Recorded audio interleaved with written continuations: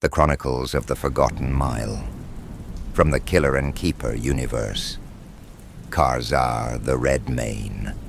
A beast of the Reinith race from the province of Soliniem. A dark, deep, sunken city known as the Forgotten Mile, for the millions of people who come here to be forgotten or were never known to have existed in the first place. It goes a mile deep, ranging from 1,000 floors warped with crimes and murder. The Reinith are a savage, brutal race, forged by the merciless conditions of the deep. Their bristled hides resist toxins, and their lungs are adapted to draw breath in near suffocation. They mark their bioluminescent veins with combat glyphs, visible like warpaint in the pitch dark. Their society prizes ferocity, ritual combat, and endurance, though fractures run deep among their kind. Some clans revere the old ways of fungal communion and dual-born hierarchy, while newer factions have embraced biomechanical grafting and psychic trial rites, seen by elders as heretical.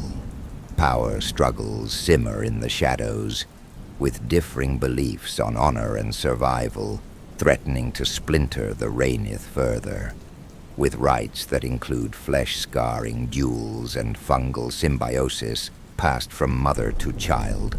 Regarded as monsters by the surface dwellers, the Reinith are nonetheless deeply loyal to their kin and maintain a code of brutal honor.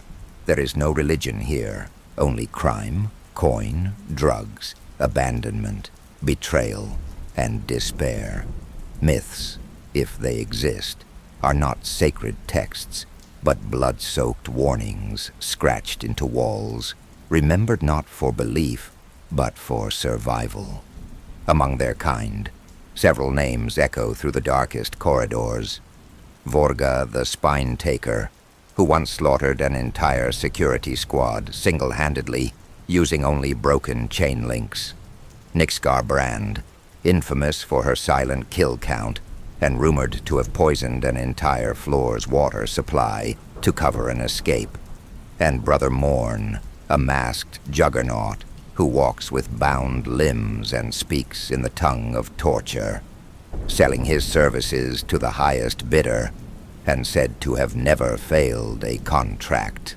Also spoken of in dark reverence is Zarnith Coilflesh, a hybrid Reinith drake who breathes frost and dwells alone on floor 812, guarding a horde of stolen neural worm larvae. Bruzglar the Pit Howler, executed in floor 953 after devouring 4 guards mid-ritual. And Nevek Skirl, a bioluminescent tactician who vanished beneath floor 988, last seen orchestrating a revolt of limb thieves and bio-leeches. There's Fen the Nord, part Reinith, part Servid, ostracized by both bloodlines, known for surviving 2 crucifixions and now reigning as bone cleric of a hidden chapel on floor 974. Finally, the traitor, Eric's Gleamblood, that the only known Reinith to ascend beyond floor 200, is a name spoken with venom and loathing, marked by golden skin grafts and polished diction. He now sits as a junior advisor to the Mirror Gen on floor 92. His rise was paved not with merit, but betrayal. Irix masterminded the fall of 2 Reinith-controlled floors, 748 and 750, by feeding their defensive layouts, leadership rosters, and supply caches to the custodial orders. In exchange, he was promised elevation into the Mirror Gen's advisory caste. To gain their trust, he delivered the kidnapped grandnephew of a high custodian, drugged and wrapped in a scav silk veil, marked with Reinith runes, ensuring all blame would fall on his people. But the deepest wound was personal. To prove his loyalty and remove internal threats, Irix exposed his own blood. His younger sister, Melis, a fungal symbiote whisperer, and his brother Dorak, a pit fighter revered on floor 749, were ambushed and paraded through the upper halls as evidence of treason. They were vivisected alive by Antilari purists in a ceremony called the Harrowing Display, their organs suspended in psionic stasis fields as a deterrent to any future unrest. Irix watched in silence, masked in mirror silks, offering no protest. To this day, his treachery is immortalized in the underground shrines of the deep. His name, scratched into bone walls, burned into skin-script prayers, and cursed in every funeral chant. The gutter saints and bone grinders, sworn enemies united in hatred, have posted a 60,000 credit bounty on his head, dead or alive. Reinith children are told his name only once, so they may never repeat it aloud. In the pitch black of the mile's deepest cradles, he is not a man. He is myth, a parable of betrayal. These figures are legends carved in fear, heroes of horror to the Reinith, abominations to all others. A child of a comfort maid on the 749th floor and a father he never knew. Karzar grew up on this floor with a friend of similar circumstance, Carrion Bright Feather, a peacock.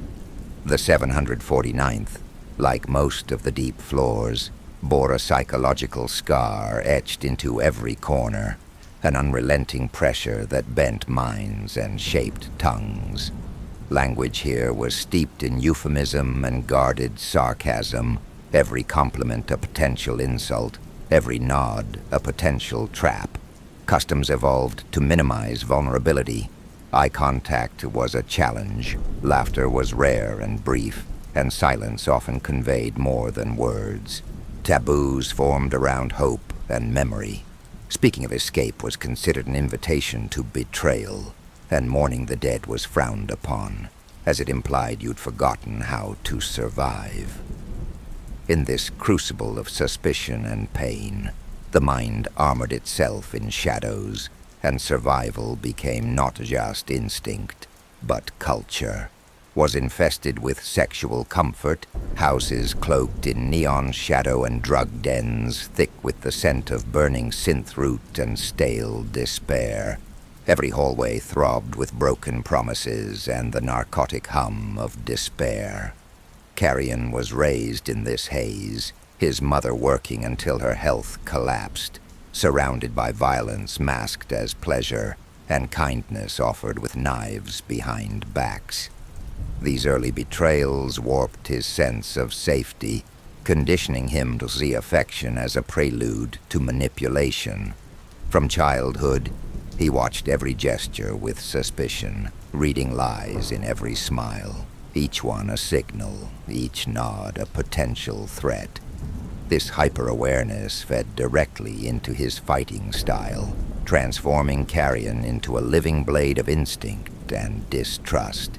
His deep-seated paranoia sharpened his combat instincts, making his style close, fast, and ruthlessly precise. Every movement calculated, every strike a silent rebuke to betrayal. He favored a single dagger not for convenience, but because it was intimate and silent, a weapon of trust turned lethal.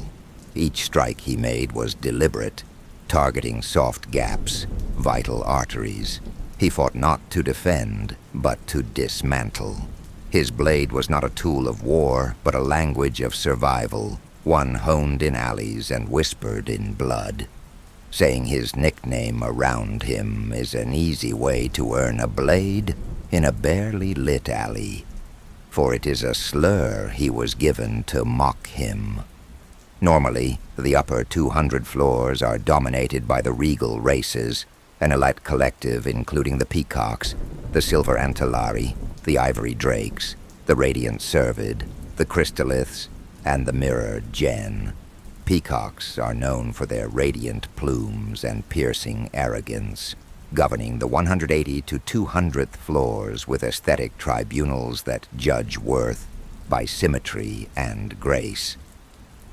The Silver Antillari, ruling floors 160 to 179, are high cheekboned, silver-skinned psionic purists with elongated skulls and mirrored eyes who maintain mental purity tests for all residents.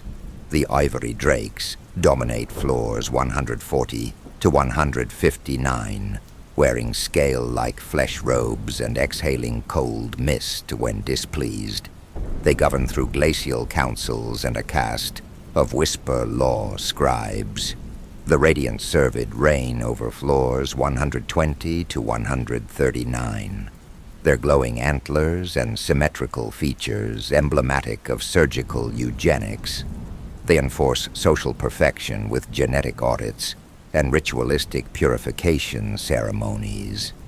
The Crystalliths, angular crystalline beings who emit harmonic frequencies, govern floors 100 to 119. They maintain order through tonal laws and psychic resonance. Any emotional deviation is punished with frequency dissonance therapy. Below them, the Mirror Gen control floors 80 to 99. These fluid-skulled, reflection-based entities judge by mimicry, enforcing a doctrine of self-discipline where one's behavior must reflect the standard of the ruling caste. Each regal race is led by a high custodian, and while they present a facade of unity and divine order, their alliances are fraught with hidden tensions and veiled betrayals. Archmarquis Sethan Val of the Silver Antillari sees the genetic eugenics of the Radiant Servid as primitive and overly ritualized, preferring psionic purification. Meanwhile, Iceworm Chancellor Huldrom of the Ivory Drakes resents the Peacock Matriarch Virea's flamboyant political theater, considering it an insult to governance. The Crystallith Trinote Synod and Faceless Varn of the Mirror Gen, bound by harmonic law and mimicry, sacredly conduct resonance espionage against the other castes, capturing inflections and decisions to manipulate court symphonies.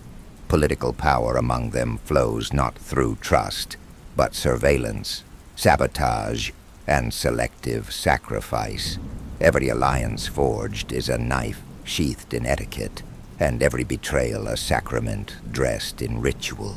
Beneath the ritual veneer, rumors of clandestine assassination pacts and ideological schisms fester. Certain Silver Antillari thought lords whisper of a psionic coup, while the Crystallith Synod has withdrawn harmonically from diplomatic symphonies, a possible prelude to tonal secession. These cracks widen in silence as each High Custodian prepares contingencies, loyalist cults, biochemical deterrents, and mind-encoded decrees, should the illusion of harmony fracture into divine civil war. Archmarquis Sethan Val of the Silver Antillari issues edicts from a psionic prism throne. Iceworm Chancellor Huldrom of the Ivory Drakes settles disputes with glacial permanence. High Antler Seraphian of the Radiant Servid chants songs of unmaking before genetic purges. Virea the Dawn Pure, the Peacock Matriarch, presides over operatic trials judged by choreography. The Crystallith Chorus is led by the Trinote Synod, a trio who sing laws into binding sound, and Mirror Gen Justice is administered by Faceless Varn, a being who speaks only when perfectly imitated. All floors from 1 to 199 are interconnected through bureaucratic councils, social purity mandates, and cultural seclusion enforced by the high custodial orders. Dissent is purged quickly, and every hallway bears murals of sanctity, purity, and refinement. Contrast to the deeper levels they claim to keep quarantined from their utopian dominion. Regarded as paragons of genetic excellence and unbroken lineage, these races view themselves as divinely ordained to rule Soliniem's order and purity. Their cultures revolve around rituals of elegance, precision, and purification. They believe every floor below the 200th is a rung of genetic decay, a descent into ruin. Racial purity is not only sacred doctrine, but state-enforced law, overseen by the high custodial orders. Any mixed-breed offspring are marked as abominations, and are often abandoned to the deep floors before their first word. Among their leadership are figures like Archmarquis Sethan Val of the Silver Antillari, whose edicts have legalized surgical sterilization of lower-floor migrants. High Antler Seraphian of the Radiant Servid, who blesses purging raids with songs of unmaking. And Virea the Dawn Pure, the Peacock Matriarch, whose eyes are said to cause madness in those of impure lineage. To be born below, especially as the child of a comfort maid, is not only taboo, it is seen as a stain against destiny. So to live on the 700th floor is to constantly draw attention and ridicule, an exile in every breath, every sneer, every silence. Carrion's mother, in her dying years, still wished that his father would come rescue them, dying with her dream never coming true. This unfulfilled hope planted in Carrion a deep, festering hatred for any and all higher-ups. Their condescending stares and veiled mockery became the architecture of his paranoia. He is intensely suspicious, often assuming ulterior motives in even minor gestures, and reacts with startling speed and aggression to perceived threats. This tendency for violence, quick and precise, is a reflex sharpened by years of being prey in a world that never once offered him protection. He wields only a single dagger, which he carries with religious diligence, and despite his outward hostility, he places absolute trust in only one person, Karzar. To Carrion, Karzar is more than a friend. He is the one anchor in a world of knives and whispers, bound by blood spilled side by side, by stolen meals and whispered dreams in the darkness, by the unspoken vow they made as children over a dying body. To never abandon one another, no matter how deep the mile or how thick the blood. The two of them bonded from their low-born birth, fought, killed, and schemed for every coin they had. Carrion had been taken in by Karzar's mother, a drug-dependent comfort maid who nursed both boys with scraps and whispered lies of rescue. Despite her addiction, she raised them with grim affection, sharing her blanket of rot and warmth in equal measure. Their home was a rust-stained hovel hidden behind a collapsed corridor near the refuse tunnels of floor 749. It reeked of stagnant moisture and old blood, hidden from the patrolling enforcers by a wall of scrap doors and rotting drapery. The space was barely large enough for the three of them to lie down shoulder to shoulder. A mattress, torn and crusted with unidentifiable stains, served as a bed, salvaged from a murder site, and patched with rags stitched using sewing needles fashioned from fish bones. The walls were a shifting mural of grime, graffiti veined with phosphorescent fungus, gang symbols scratched into brick with rusty nails, and blood-spatter patterns that no one dared clean. A single oil lamp, its glass cracked and blackened with soot, hung from a rust-pocked pipe overhead, casting flickering light that made shadows move like whispers. Condensation dripped steadily from above, feeding a web of black mold that bloomed across the ceiling and into their few belongings. In one corner, a pile of rags served as a makeshift pantry, where moldy bread, stolen packets of nutrient sludge, and vials of narcotic drip were hidden under scavenged bones. Rats had hollowed out a nest beneath the crate they used as a table. Beside it, an old meat locker door leaned against the wall, functioning as their door, chained shut with copper wiring and a melted lock. Their mother's battered chest sat at the back, a splintered trunk filled with broken perfume bottles containing ash-scented oils, a pair of heeled boots chewed through by vermin, and a headless doll stitched with human hair. She stored her injectors in a shoe, and her last letter to the father who never came was folded beneath a rusted mirror shard. The place stank of desperation and chemical residue, but it was theirs, the only place in Soliniem where they could breathe without needing to look over their shoulders every second. Karzar slept nearest the entrance, alert to any footstep. Carrion curled behind him, beneath his surrogate mother's broken wing, as her body twitched from drug dreams. It was there, in the shadow and filth, that they first felt what little safety life would ever offer them. Their first kill came at the age of 7, during a desperate, clumsy attempt to rob a grain slave courier carrying ration scrolls and nutrient sacks. They had no plan, just hunger and a broken shard of mirror. They leapt from the shadows too soon, shouting empty threats. The courier, an older man with a crooked spine and coal-hardened hands, didn't hesitate. He slashed Carrion across the chest with a rusted blade, sending him sprawling into the grime. Karzar, seeing his only friend bleeding and wailing, flew into a frenzy. He crashed into the man, biting and clawing, grabbing a jagged shard of ceramic from the ground and plunging it into the courier's neck with the strength of pure terror. Blood sprayed hot and foul, soaking them both. They'd meant to steal bread. Instead, they stole a life. That was the moment their childhood ended, not with a lesson, but with silence. Afterward, they sat in the grime, hands trembling, breaths shallow, the courier's blood mixing with tears they refused to shed.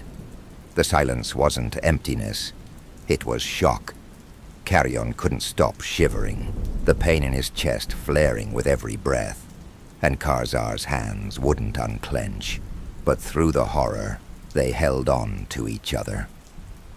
Karzar tore strips from his own shirt to bind Carrion's wound, while Carrion kept whispering his name over and over, as if grounding them both.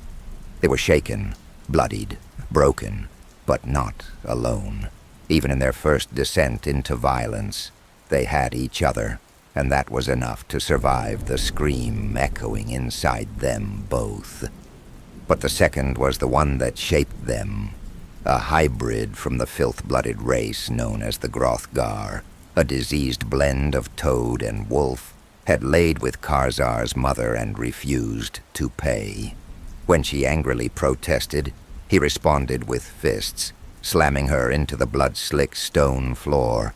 The two boys lunged to stop him, but the Grothgar's fetid limbs crashed down on them, fracturing Carrion's ribs and flinging Karzar into a wall. His skin wept yellow pus as he laughed, clawing gashes through their backs with webbed fingers tipped in bone. Carrion's dagger slipped twice before it struck true, plunging into the Grothgar's bulging eye, releasing a torrent of black-red ooze. The creature screamed, a gurgling croak rage, and slammed Carrion to the ground. Karzar, blinded by blood, roared and sank his teeth into the Grothgar's throat, tearing sinew with his fangs as the beast thrashed. Flesh ripped, cartilage cracked. Karzar gnawed until the windpipe split like rotten bark. The alley was soaked, meat and bile clinging to the stones, and both boys, trembling, eyes wide and bleeding, lay atop the spasming corpse. That night, they didn't cry. They just breathed. Hesitation was death, and they had learned to kill. They robbed merchant lifts, smuggled contraband for organ priests, under the oversight of syndicate lords like the Chainblood Matrons and the Maw Tithers, each with distinct creeds and internal rivalries. The Bone Grinders, known for their strict blood oath hierarchies and ritual combat rites, trace their roots to the legendary Chief Kark Bone Screamer, who unified fractured floor tribes through duels etched in prophecy.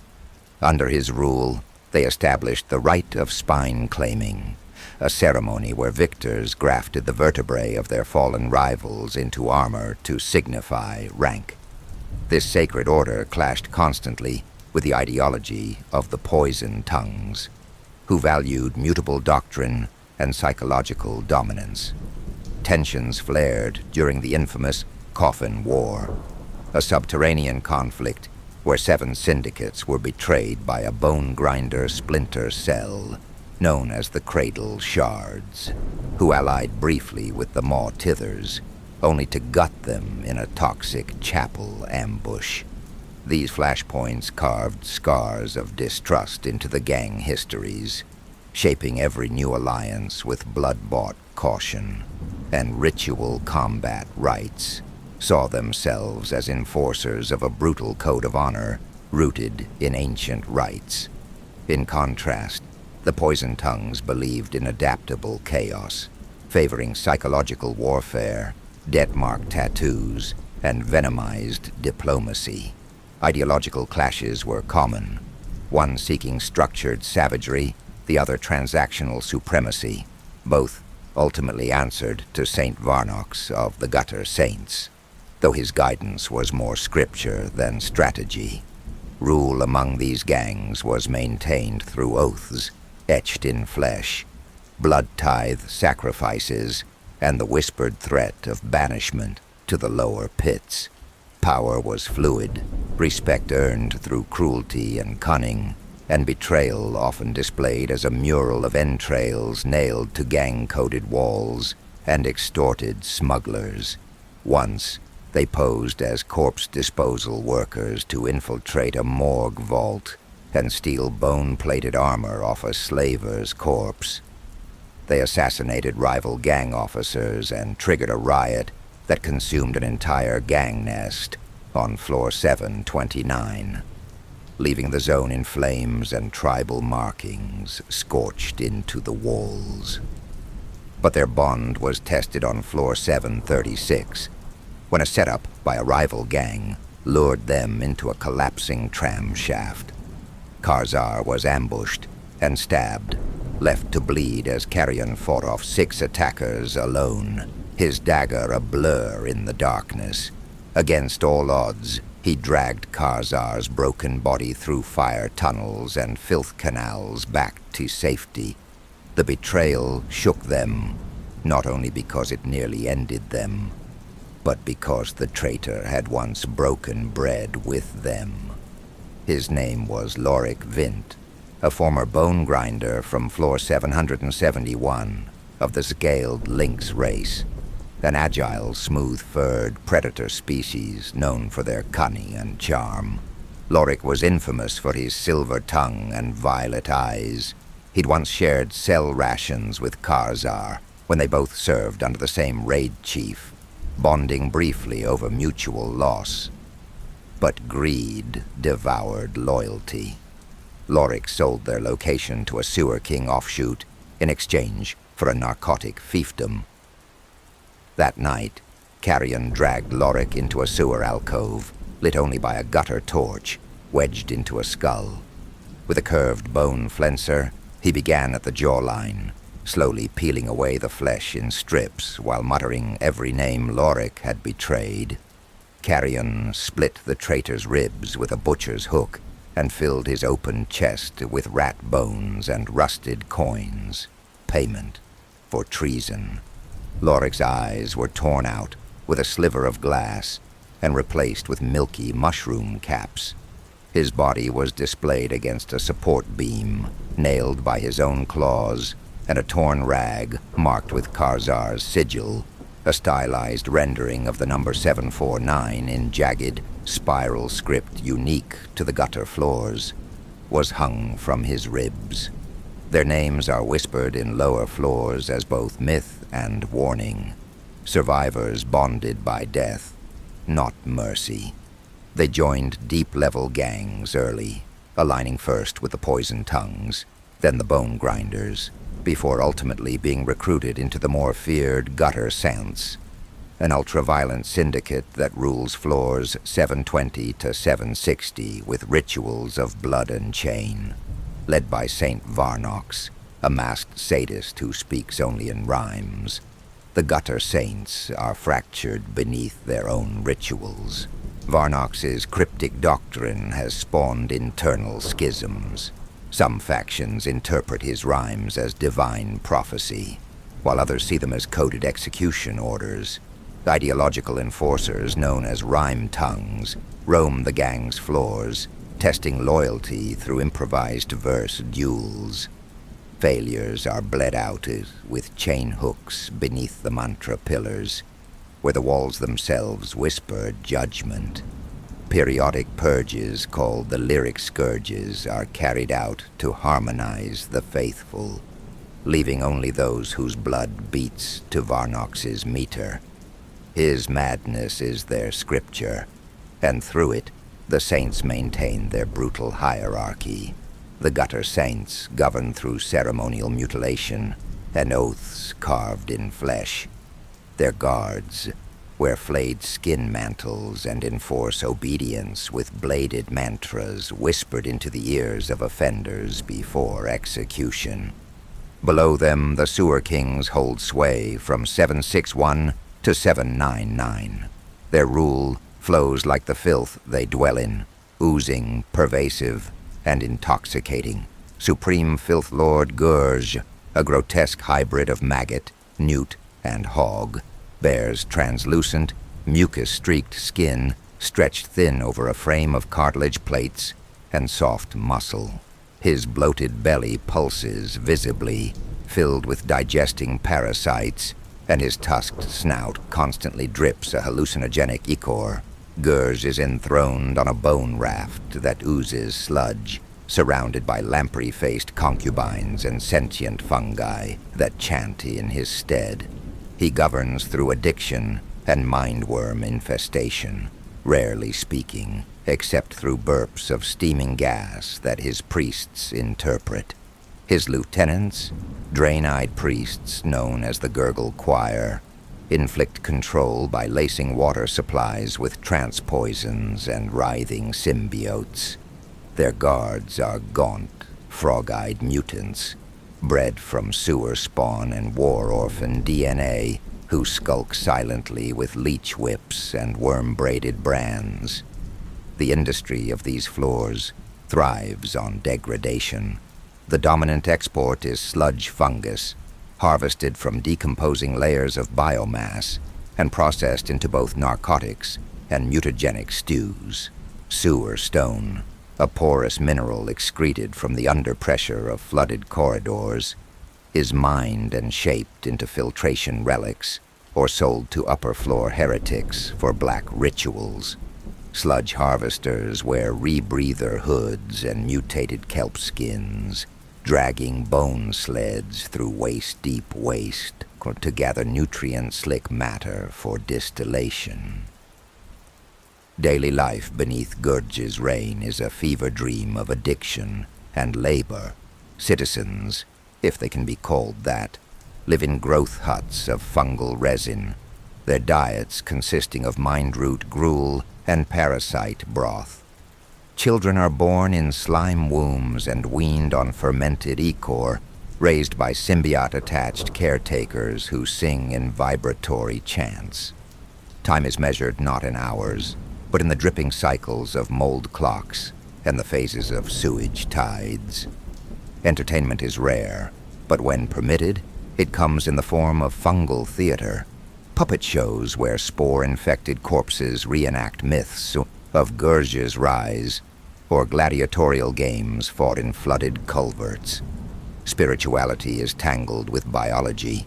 Bathing in warm rot is a rite of passage, and those who can host more than 3 parasites without going mad are marked with sanctified pus rings. Each citizen carries a wrought stone talisman believed to ward off purity.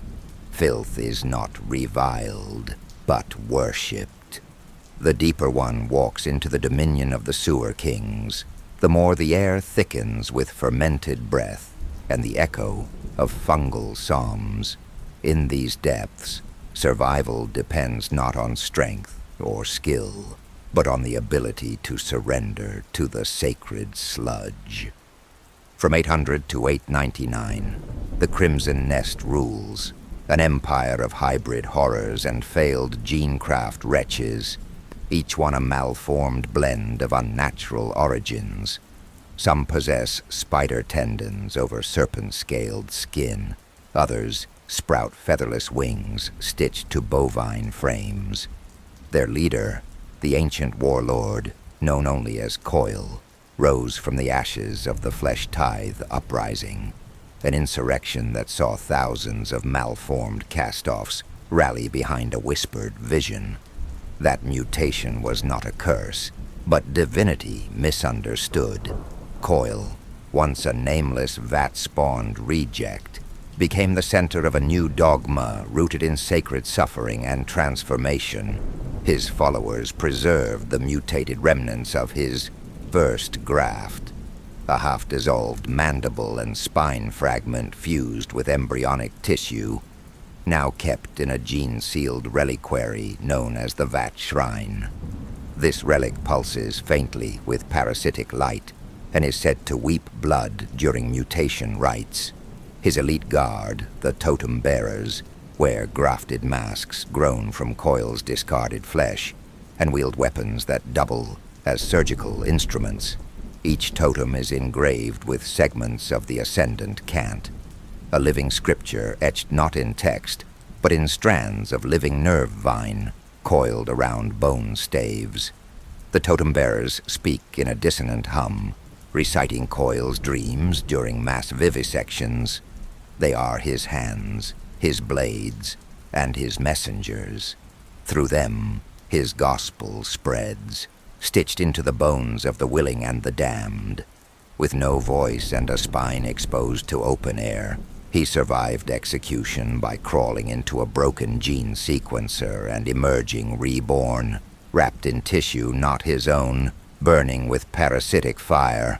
From that moment, he was revered. They say his breath melts bone, and his dreams scribe doctrine into flesh. The rebellion failed, crushed by the gutter saints and sewer enforcers, but Coil was never captured. He vanished into the vats of Floor 803, and when he reappeared, he bore the corpse of his cloned twin and the blueprint for the Crimson Nest. His rise is etched into living skin across 36 fanatics, and his law is chanted in mutation pits.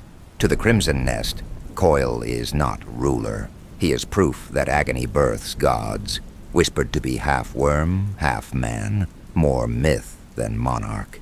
He governs from a throne of fused bone and sinew, cradling the twitching corpse of his cloned twin like a relic of prophetic dread. His voice is never heard. Instead, his decrees are whispered through his brood lords, serpentine oracles who feast on blood and dreams and speak in riddles that burn themselves into the minds of their listeners. The prime locations of the nest include the suture halls of Floor 809, where flesh forgers conduct gene temple rituals, and the vat galleries of 812, where failed hybrids are displayed like living heresies. Floor 823 houses the breach kiln, an industrial abattoir where bodies are liquefied into nutrient fluid for cult incubation chambers. Mutation pits sprawl across floors 835 to 850, massive amphitheaters of bone and bile where rites of passage are held, Amid the screams of volunteers and sacrifices, commerce here is purely biological. Spliced gland packs, nerve thread weaves, skin scrolls, and vivisectant inks are traded as sacraments. The nest's economy is driven by barter in body matter and genetic anomalies. Daily life is a writhing ritual. Residents awaken to the tolling of sinew bells and engage in self-scarring prayers. Meals consist of bioferment slurry or ritual marrow loaves. Schooling is replaced by vivisectional mentorship and bone-seer apprenticeships. Family is redefined by graft clans, genetic collectives who share tissue and sacred deformity. Every corridor breathes, every shrine bleeds. No surface is clean, nothing is still. The nest lives and reshapes itself constantly. Walls convulse with parasitic molds and veins of living meat, while the air carries the scent of antiseptic blood and half-dreamed futures. Silence is rare. Songs are sung in reverse, and in every heart beats the belief that to rot is to rise. The Crimson Nest is bound not only by terror, but by a philosophy of biological ascension through suffering and mutation. Their belief system asserts that natural, unaltered life is a form of weakness, stagnation that must be eradicated. Within their society, individuals who are not mutated are viewed as lesser beings, mere larvae awaiting metamorphosis or annihilation. This ideology permeates every facet of their culture. Rituals involve grafting flesh to bone, replacing limbs with augmented horrors, and embracing deformity as divine. Atrocities such as forced mutagenesis, vivisectional baptisms, and parasitic bonding are seen not as cruelty, but as sacred rites of purification and rebirth. Outsiders, especially the unmutated, are either converted through painful ritual or used as raw material, blood, bone, and memory reshaped into living scripture.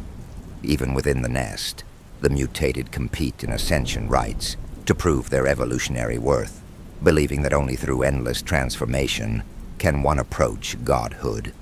Their society is a crucible where the grotesque is glorified and mercy is heresy, but by a philosophy of biological ascension through suffering and mutation. They believe the pure are stagnant, and only through the shattering of natural law and the rebirth of form can true dominion be achieved. Their society worships decay as a sacred evolution, the grotesque made divine. Each hybrid is not just a freak, but a chosen vessel of post-human transcendence. The nest guards, towering skinless constructs stitched from the corpses of zealots and traitors, serve not just as enforcers, but as sacred wardens of Coil's living scripture. Every scar, every graft, every scream is scripture. Below them, from the 900th to the 1000th floors, lies the prison sector, an abyss of howling metal and blood-soaked silence. Each level becomes darker, tighter, and more surreal the deeper one descends.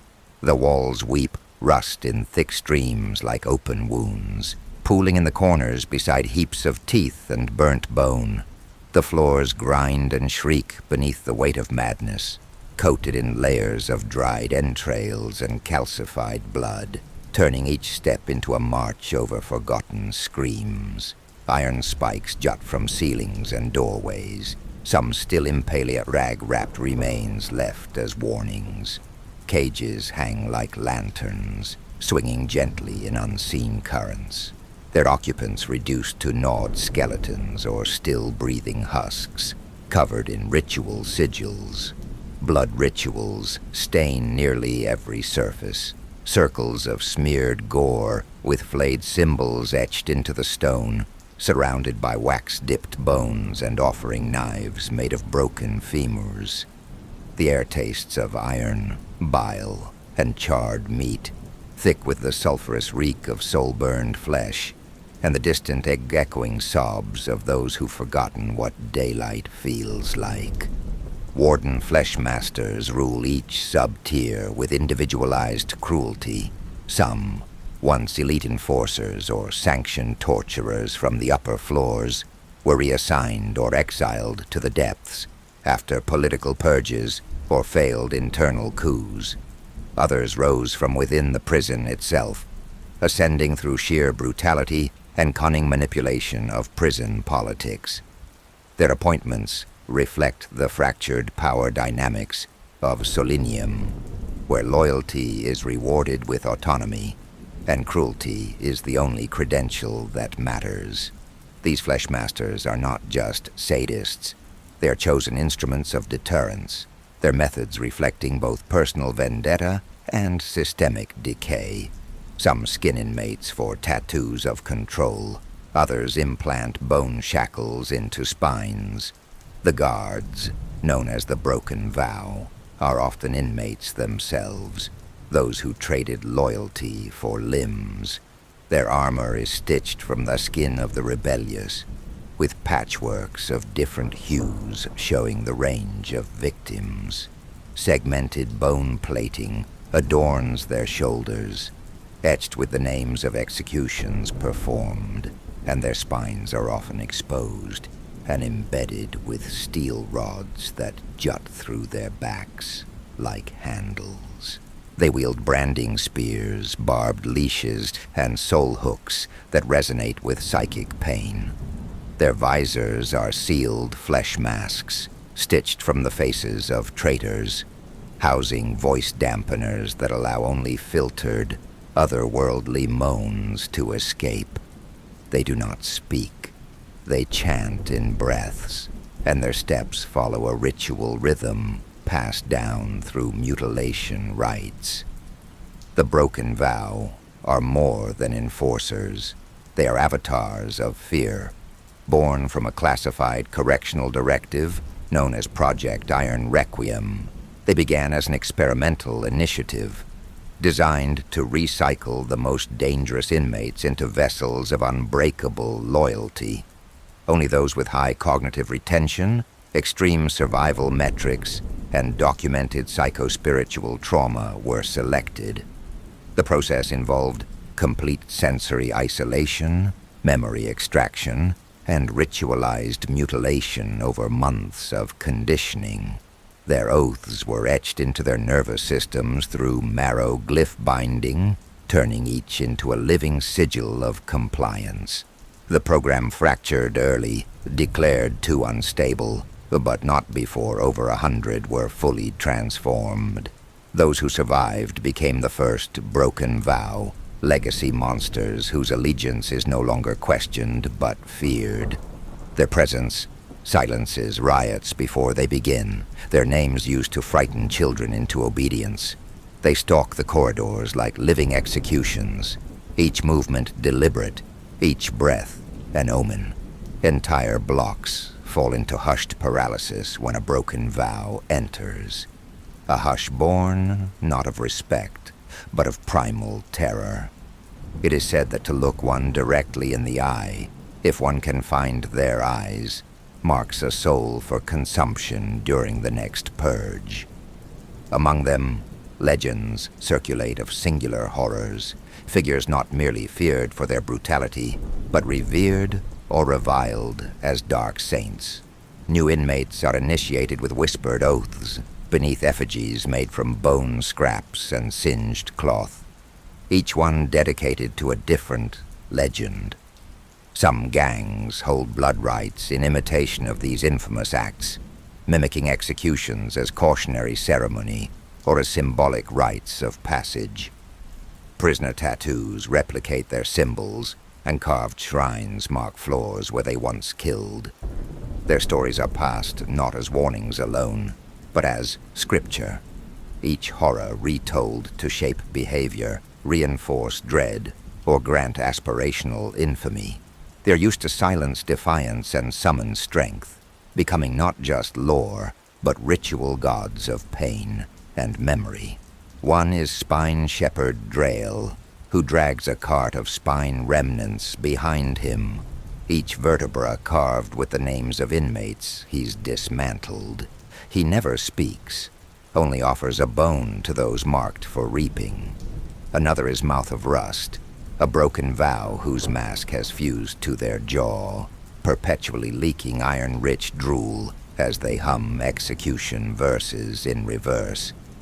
Then there's the Shrike Twin, a dual-bodied figure sewn at the torso, armed with mirrored barbed flails, moving in eerie mirrored synchronicity. When they fight, their blows land in time with the screams of their victims, echoing like sacred bells of torment. To see any of these figures in motion is to feel death breathing down your spine. They are more than guards. They are myths in flesh, nightmares given form. Life here is an endless torment. Riots erupt weekly, not for freedom, but for food, dominance, or revenge. Stabbings are currency, and screams echo like prayers. There are arenas known as bleed pits, where inmates are thrown in to earn extra meals by killing cellmates for warden amusement. Corruption is open. Smugglers and black market poisoners thrive under warden approval, so long as tribute is paid. In this pit of suffering, a crude political economy thrives. Every item, every gesture, every moment of peace carries weight. Barter is the bloodstream of the prison. Meat for knives, drugs for silence, a moment alone for years of servitude. Water, the rarest luxury, is hoarded in black market cisterns and traded like blood wine. Clean rags fetch as much as weapons. Painkillers are the highest tier currency. Doses traded in sealed tooth capsules or vein strips cut from medicated dead. Tattooed flesh can serve as a promissory note. Bones as both tools and collateral. Factions form around control of latrines, waste-burning units, and access tunnels, territories marked with blood glyphs and scent trails. Even death has value. Corpses are harvested for marrow, skin, or gang signature trophies. The economy is a violent tide of scarcity, its roots tangled in the aftermath of the Cinder collapse, a resource war turned rebellion that saw entire supply chains fractured and refashioned into black markets. In its wake, formal trade dissolved and barter replaced credit, shaped by blood-soaked necessity rather than trust. Generations later, this war-born desperation remains coded into every transaction, a legacy of hunger institutionalized in ritual. Even the currency has memory. Painkillers hidden in teeth, water ration tokens forged from melted shivs, bones marked with promissory glyphs. Scarcity is not a circumstance. It is a dogma, etched into the marrow of prison life. Hierarchy and exploitation, ruled by those who can create order in the chaos and destroy it when necessary. To trade poorly is to die. To trade cleverly is to rise. The Broken Vow manipulate these systems expertly. They broker peace between factions, only to betray it for blood sport. They orchestrate power vacuums and then auction positions of influence to the most brutal. What makes them uniquely dangerous is that many of their minds remain sharp. Former strategists, warlords, or zealots who accepted disfigurement in exchange for purpose. Unlike many broken inmates, their intellects are intact, honed by cruelty and guided by the iron rules of control. These are not mad beasts, but calculating architects of terror. Access to clean water, slightly safer cells, commodities that became currency after the infamous Warden Pact of Floor 931. When a former overseer brokered a trade truce with 4 dominant cell factions in exchange for a personal escape route. This agreement shifted the power structure permanently, allowing ration lords to dictate entire hallway economies. and instigating the first of the water riots that left 87 inmates gutted in the latrine tunnels. Since then, every droplet and inch of privacy has been bartered in violence and memory, or even mere isolation is traded like gold, paid in years of pain, or acts of violence committed on command. Beneath the shadows of these dominant cartels, smaller gangs, like the Needle Eyes, the Ember Crusts, and the Hollow Choir, gnaw at the bones of old hierarchies, eager to rise. They stage coordinated stabbings, spread propaganda through latrine walls, and trade in forbidden relics. Their ambition festers in the cracks of a dat looking for the slip that topples a giant and lets a new order bleed into being. But alongside these collectives are prominent individuals, prisoners with charisma, cruelty, or sheer brutality that eclipse organized power. One is Vorn Carrick, a blind blade master who carves bone fetishes from his kills and controls a death-dueling ring on floor 961. Another is Thornmouth Shet, whose stitched-shut jaw bleeds psalmic commands during riot surges. His cult of devourers spread tooth glyph tattoos and believe pain is the currency of resurrection. Then there's Lady Crux, a former noble turned organ harvester who exchanges spinal fluid for protection and has amassed a silent army of chemically lobotomized zealots. Each of these figures, though unaffiliated, wields enough terror and reputation to fracture alliances or ignite wars with a glance. They are lone wolves in a slaughterhouse, their names spoken in either reverence or prayer for death's mercy. Famed inmates still haunt the legacy of the floors, their names passed like currency among newer prisoners. In cell blocks across the prison, initiates paint their symbols in dried blood or scar them into skin as protective marks. Some reenact infamous killings during brawls, mimicking legendary finishing blows or chanting battle epitaphs passed down like war hymns. Secret shrines built from bones and smuggled ash candle stubs are hidden in pipe hollows or beneath latrine grates, spaces where the names of the dead are whispered, as if invoking blessings or curses. These rituals are both homage and armor, forging a culture of reverent violence that preserved the mythos of survival through the specter of the past. Some are feared, boogeymen invoked to silence defiance. Others are idolized as symbols of impossible defiance, with young inmates tattooing their cell numbers as crude talismans. A few, like Gorak the Hewer or Blind Queen Nyreth, have become mythologized to the point of parody, their deeds twisted into ghost stories and cell block chants. This evolving oral canon of terror and triumph knits generations of convicts together, a bloody folklore etched into the walls and whispered through the bars. Of the floors, Gorak the Ewer, who carved 77 guards into a living totem of flayed flesh. Sister Pyra, who preached salvation through immolation and burned 5 floors before her capture. Hookjaw Var, a cannibal who gnawed through his own cell bars. Nail-eater Scythe, who swallowed metal bolts until his intestines hardened into knives and disemboweled enemies during shakedowns. And Blind Queen Nyreth, who gouged out her own eyes to see through the iron veil and led a cult that controlled half of floor 942 before her imprisonment.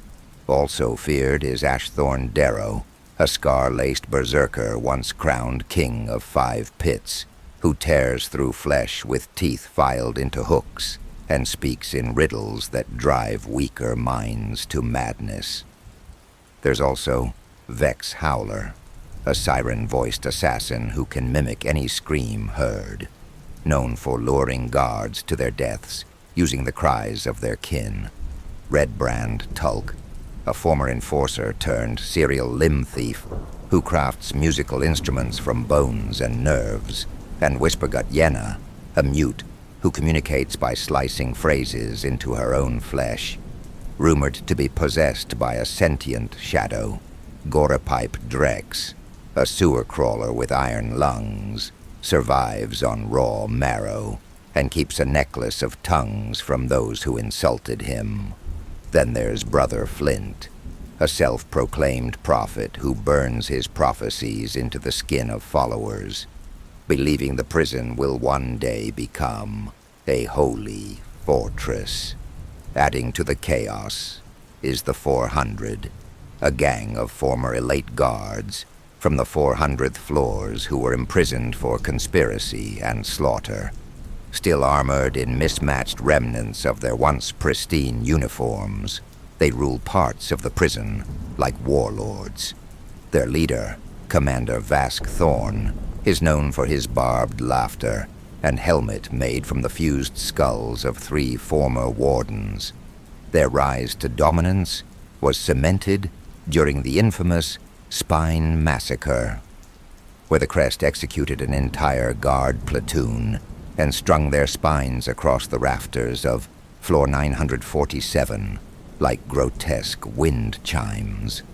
The sound of vertebrae clinking in the air became the death knell for dissent.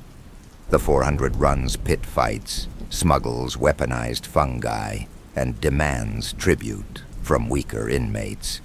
Their tactics are surgical and cruel.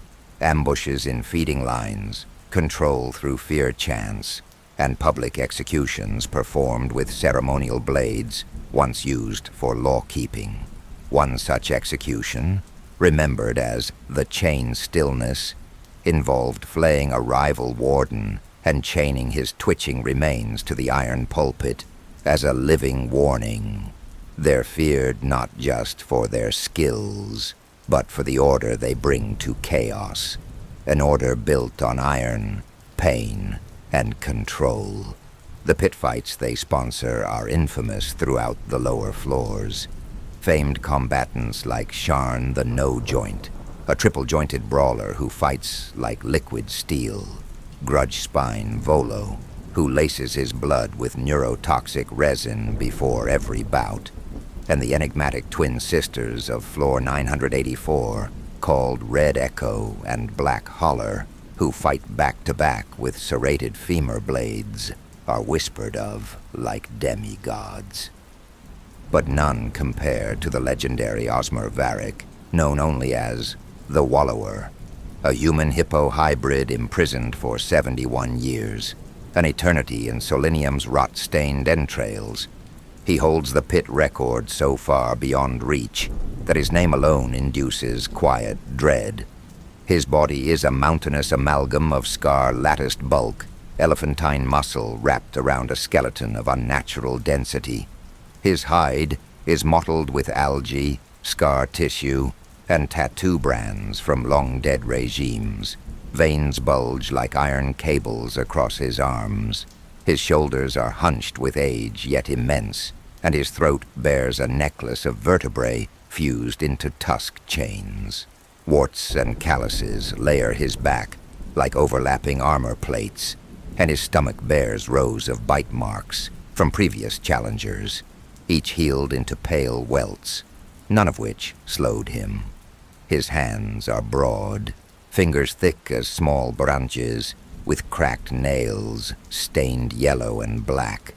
Each footfall leaves a smear of grit and mildew.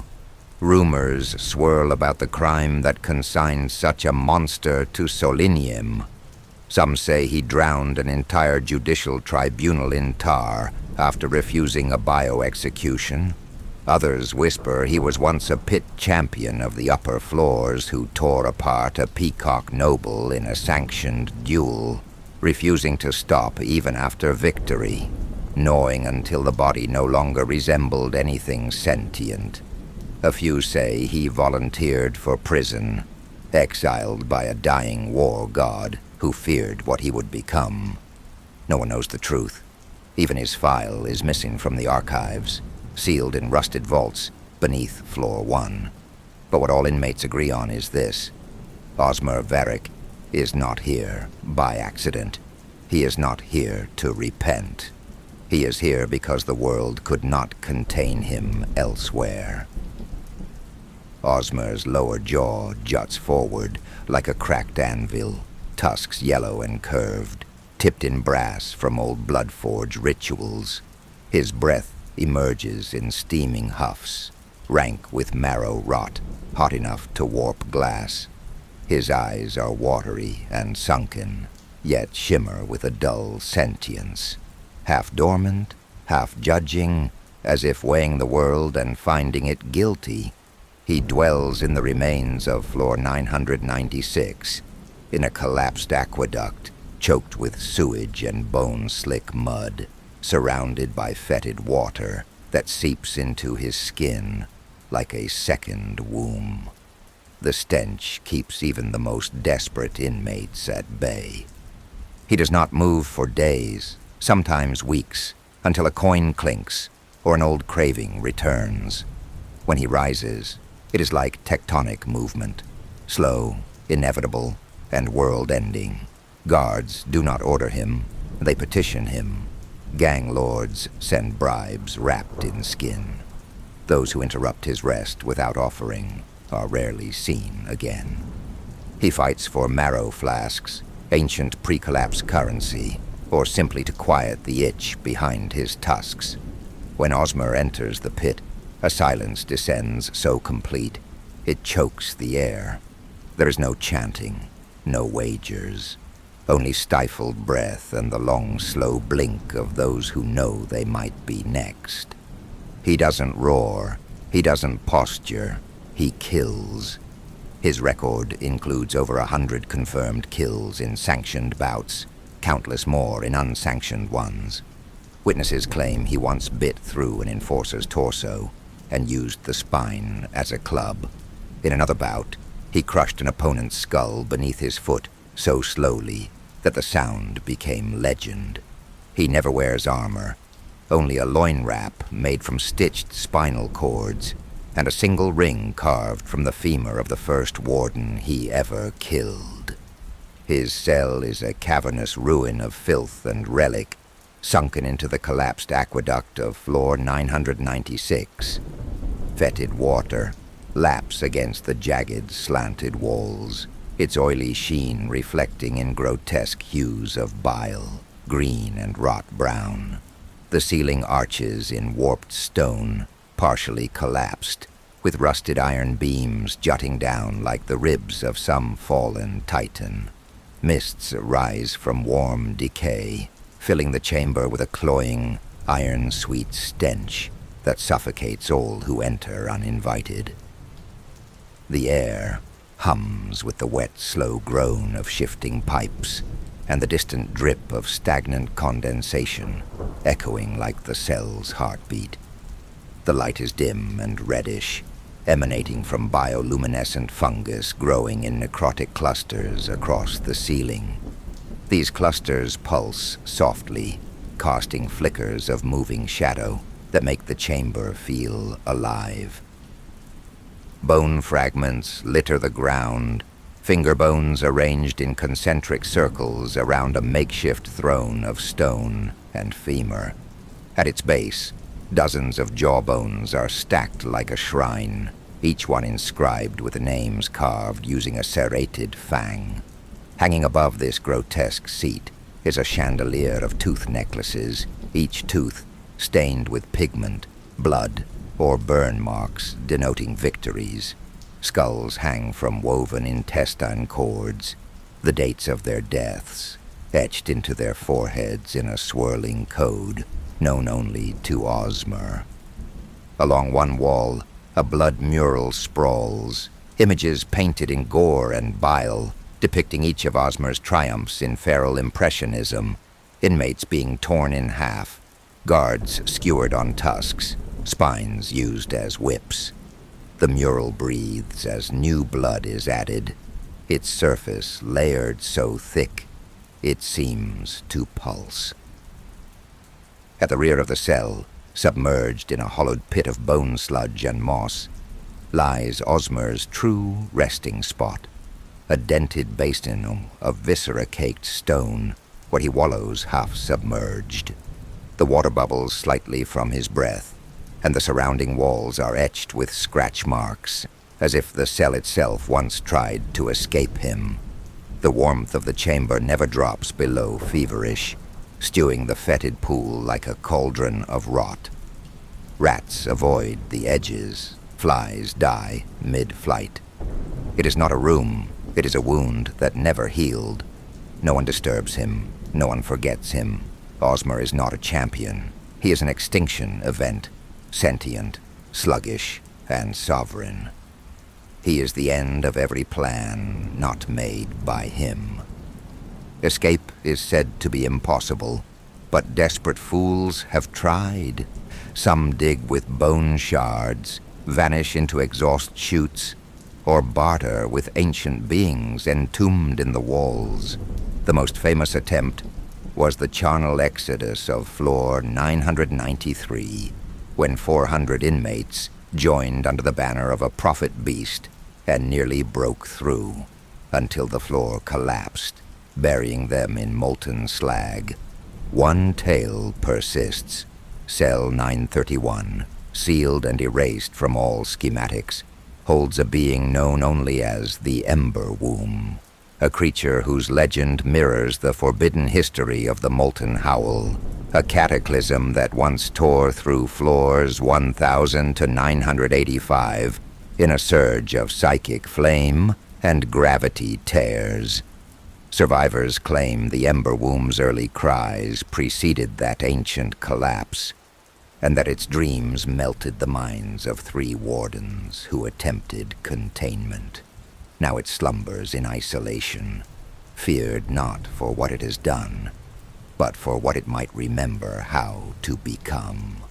Born in the heart of a collapsed fusion core, its body forged from ionized flame and refracted memory, the Ember Womb is said to pulse with the agony of every scream ever absorbed by Soliniem's metal, fed on light, swaddled in static glass, and dreaming in frequencies older than thought.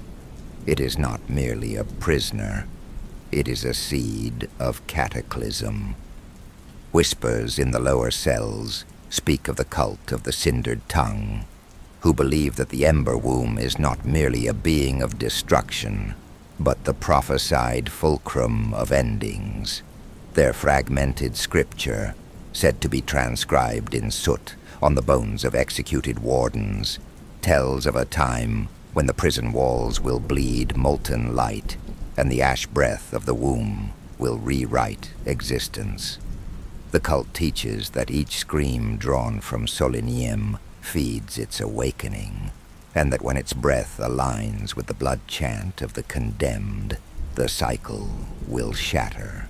The prophecy, known as the Cinder Versailles, is said to be preserved in flame-scored bone shards and whispered only in ash-choked breaths.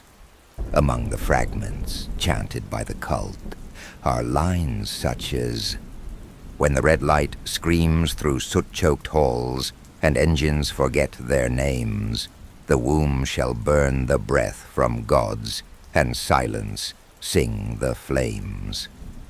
And ash to echo, breath to cinder, bone the map, and pain the splendor. When 9 bells toll from iron dust, the dreamer wakes, and steel will rust. These verses, passed in cycles of fire and scarring, form a sacred dirge that binds the cult's memory to their myth, an incantation that fans the womb's awakening with each uttered line, is whispered in burning tongues by flame-scarred zealots who await not redemption, but perfect oblivion, an underground faith that worships the Ember Womb as the incinerated Messiah. They etch its flame sigil into their flesh and chant ash dirges in vent tunnels, praying not for salvation, but for unmaking. They believe the womb was buried not to protect the prison from it, but to starve its awakening until the time of total collapse. When the iron cracks and the wardens are eaten, they say it will emerge trailing a cloak of ion fire and howl its birth scream, a sound said to calcify bone and silence engines. It shall not free, but consume. Not liberate, but burn. In its ashlight, Soliniem will be remade, not cleansed, but cindered. The city's middle floors, from 300 to 599, are held by the gray middle class and structured working guard sectors. Floors 400 to 499 are dedicated to enforcement, patrolled by the brute legions of rhino and ape guards, trained in mechanized violence and reinforced through fear and flesh testing. Chief among them is Warden King Throga, a tyrant clad in plated bone armor, whose helmet bears the tusked skulls of those who failed his tests. He personally oversees the test chambers, bloody proving pits where would-be enforcers fight to the death in front of baying crowds. Floor 417 is ruled unofficially by Myra Glassback, a cold-blooded enforcer of simian descent, known for her crystalline spine embedded with shattered mirror fragments, each one reflecting a face she's executed. She maintains discipline with calculated torture and poetic cruelty. Prime industry sites here include the Bloodsteel foundries on floor 405, where heat-welded exosuits and guard gear are forged, and the behavior correction labs of floor 412, where failed enforcers are rebuilt through neurosurgical compliance implants. Floors 430 to 439 house the drone binders, facilities that wire child convicts into surveillance insect hives to serve as living cameras for upper-tier enforcers. The meat script mills of floor 448 convert corpses into ration pulp, while floor 499's signal cradle operates as a comms relay and black box surveillance hub for floors 300 to 600. The floors from 300 to 399 are housing blocks for factory laborers, techno-welders, and processing monks, most sedated, docile, or too broken to rebel. Floor 312 hosts the Spine Cog Assembly, where laborers construct precision servitor parts for upper-tier bureaucracies. Floor 326 is infamous for the overseer known only as Nine Hooks, a skeletal sadist who uses a ritual of flesh-stitching and acid branding to extract higher productivity. His left eye is sewn shut with copper wire, and his breath reeks of embalming tar. Floor 338 houses a fire-scarred forge, master-named Orvek the Black Lung, whose lungs hiss with every word, and whose whispery chants of rebellion are passed in code beneath hammer strikes.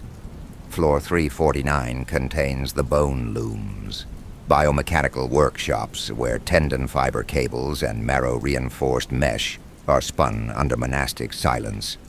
An underground pamphlet called The Cracked Mask circulates secretly among laborers, a manifesto of refusal and sabotage, authored by a phantom known only as Red Echo.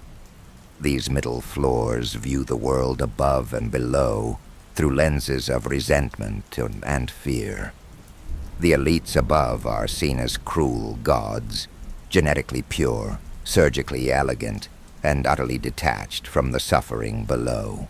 This perception breeds silent animosity that infiltrates every aspect of daily life. Orders from above are followed with bitter obedience, and enforcers from the higher ranks are met with blank stares or subtle, passive resistance. Conversations are coded, body language subdued, as any sign of dissatisfaction might attract punishment. Laborers avoid eye contact with overseers. Prayers are whispered not for salvation, but for invisibility. It is a society bent under pressure, waiting, some praying, for a crack to become a rupture. The depths, meanwhile, represent the collapse they constantly fear. A pit of monsters, addicts, and convicts. The laborers and enforcers look downward with horror and upward with hate. Their only loyalty is to survival.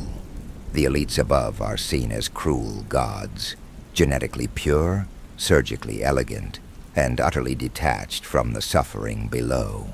Their rituals of aesthetic judgment and genetic sanctity are regarded with bitter mockery, yet also with a resigned awareness of their omnipotence. No one from the middle rises. They either comply or are silenced. The depths, meanwhile, represent the collapse they constantly fear. A pit of monsters, addicts, and convicts. The laborers and enforcers look downward with horror and upward with hate. Their only loyalty is to survival. Daily life is grueling. For laborers, it's spent in factories under drug sedation and chant-fed obedience, an engineered atmosphere that dulls the will and erases individuality. The chants, laced with mnemonic commands and subtle auditory reinforcement, condition behavior into a rhythm of compliance. Over time, these mantras become internalized, creating a shared yet hollow identity. Workers speak in fragments of slogans, dream in factory schedules, and measure time by chemical doses rather than daylight. Sedation ensures docility, while the chants fabricate a sense of unity that masks the loss of self. Enforcers live under a brutal meritocracy, where failure often means death in the pits. Yet even in this mire of exhaustion and cruelty, many retain a fierce pride, etched into their postures, their silent glances, their stubborn rituals. Some inscribe their family sigils in hidden corners of the factory walls using soot and blood. Others press their fingers to their chest before every shift, a defiant gesture of selfhood. Pride lives in their refusals to break, in how they straighten their backs during inspections or hum their forbidden melodies just loud enough to be heard and not punished. Despite everything, they remember who they are, or at least who they were. Their dignity, though battered and buried beneath grime and orders, flickers on, dim but unextinguished. Despite this, there are murmurs of rebellion. Red Echo, the phantom author of the underground manifesto, The Cracked Mask, is said to lead a shadow faction known as the Shardbound, a decentralized insurgency composed of former welders, memory keepers, and flesh printers. Its members operate in trios called Fault Cells, each trained in sabotage, encryption, and semiotic warfare. Red Echo's doctrine evolves through modular scriptures etched onto bone tablets and passed hand to hand through blood-slicked work gloves. These edicts of splinter blend tactical mantras with philosophical tenets, advocating fracture over reform and sanctifying sabotage as sacred labor. Lieutenants known as Vox Chisels deliver encoded sermons under the clamor of industry, and each has scars mapped in the pattern of factory floor plans, memorized, not drawn. Through these rituals, the rebellion spreads like a marrow-deep virus, waiting for the fracture point to become a shatter. Resistance exists in secret songs, flesh scars, or minor acts of defiance like skipped bolts and altered welds. Their lives are a pendulum swing between numb repetition and volatile cruelty, each day defined by tension, exhaustion, and the quiet, burning hope of fracture. Yet despite the quiet spread of insubordination, The regimes above Floor 599 respond with swift, merciless crackdowns. Any signs of ideological contamination are incinerated. Workers vanish overnight. Entire housing blocks are purged, and rebel rumors are burned out with sonic hounds and crucible lances. Dissent is treated as infection, and the middle floors are kept sterile by fear. Resistance survives only in whispers, coded gestures, and songs hummed beneath the hiss of machines. A hand brushing across the left hip twice signals danger. 3 taps on a rusted pipe at shift's end means a secret meet beneath the soot grates. Even the phrase, "keep the rhythm," when spoken with a downward inflection, marks one as a sympathizer to the Red Echo's cause. These fragments of rebellion cling like spores in the dust, too small to crush entirely, too persistent to die. All are watched by domed surveil towers and propaganda birds and frogs, bio-trained creatures with gilded feathers or jewel-bright skin, endlessly croaking or chirping state hymns from rune-etched scrolls strapped to their backs. Their eyes have been replaced with polished obsidian beads, which do not blink, only witness. Above all, these final watchers mark the pulse of a city built on ritualized oppression and memory-engineered silence. And yet even beneath their glass gaze, a tremor builds, a quiet vibration in rusted beams and marrow-strung wires. Soliniem is not at peace, it endures. And one day, under shadow or scream, it will rupture, not in revolution, not in redemption, but in the ashlight of reckoning, where memory, myth, and blood become one final truth. Nothing born in silence remains silent forever.